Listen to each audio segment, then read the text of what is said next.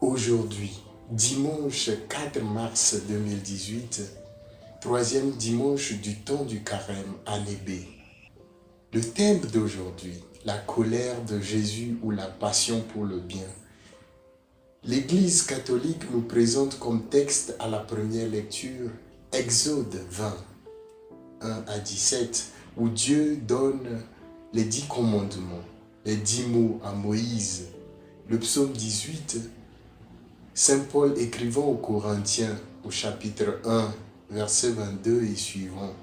Folie pour les païens. La parole de Dieu, une folie pour les païens et un scandale pour les Juifs. Jean au chapitre 2, versets 13 à 25, où Jésus, allant à la fête de la Pâque juive, chasse les marchands et les vendeurs du temple.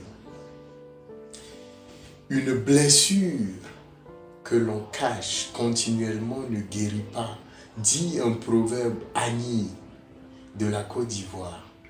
C'est dire qu'il vaut mieux traiter les problèmes que de les accumuler avec regret dans son cœur. Dans l'évangile de ce jour, Jean nous présente Jésus au début de son ministère, brûlé d'un feu ardent, d'une passion, celui de la maison de son Père. Jésus fit un fouet avec des cordes.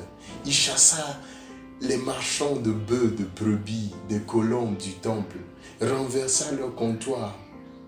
Tout le décor n'est que colère.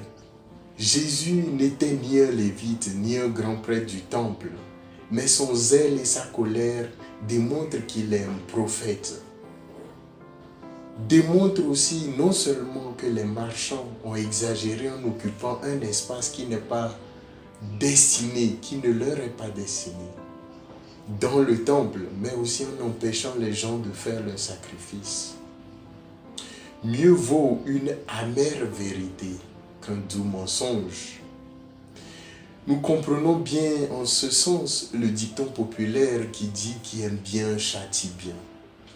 Cela s'applique aussi à cet épisode de colère où Jésus pointe du doigt nos actions qui tentent à bloquer l'autre à aller vers Dieu. Au lieu d'être un instrument qui aide l'autre à grandir, nous devenons des freins. Nous laissons croupir les autres dans le mensonge. Nous refusons de les blesser. Nous avons peur de nous dire à nous-mêmes la vérité, même sur nos propres péchés, et d'aider l'autre à quitter son péché. La vérité nourrit l'âme, le mensonge ronge l'âme, nous dit Gandhi. En ce temps de carême, choisissons de regarder le miroir, de voir les boutons qui emplissent nos cœurs, nos visages, et tout ce qui nous empêche à aider l'autre à grandir.